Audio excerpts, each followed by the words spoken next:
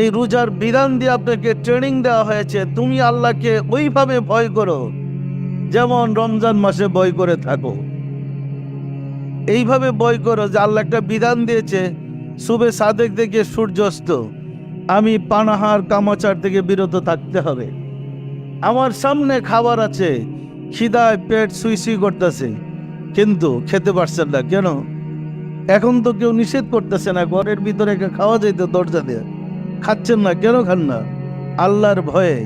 এই ট্রেনিংটা নিয়ে সব সময় আপনার মধ্যে আল্লাহর প্রতি যে ভয়, আল্লাহর প্রতি যে শ্রদ্ধা, আল্লাহর প্রতি যে আনুগত্য স্বীকার, এই ট্রেনিং নেওয়া হয় রমজান মাসে।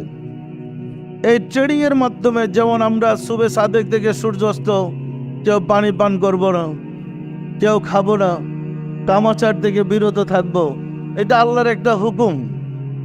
কবে রাসূলের কাছে হুকুম পাঠাইছে? আপনার কাছে তো কেউ হুকুম দেয় নাই, দিছে নাকি? আর উপস্থিত সামনে থেকে তো পিটাইয়া পাপ থেকে ফিরানো যায় না। কবে হুকুম দিচ্ছে? সেই শয়তান বন্দী বিধানের কারণে আমরা আল্লাহর প্রতি আনুগত্য স্বীকার করে আসছি, সত্য নয় কি? আশিকে রাসূলেরা এই শিক্ষার মাধ্যমে, কলবের মাধ্যমে আমাদের আল্লাহর উপস্থিতি হৃদয়ে উপলব্ধি করতে হবে। আমি আপনাদেরকে আগেও বলেছি যে প্রত্যেক মানুষের ভিতরে আল্লাহ অবস্থান করেন, আল্লাহ সবার হৃদয়ে আছেন।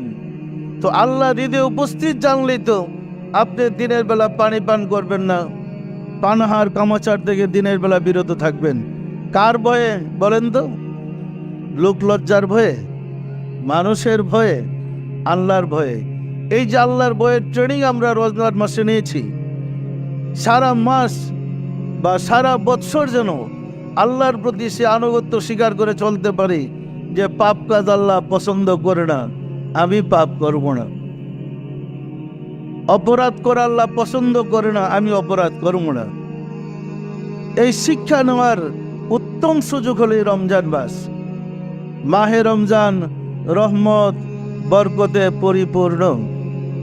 এই মাস মহান রব্বুল আলামিন রহমত বরকত দিয়ে পরিপূর্ণ করেছেন।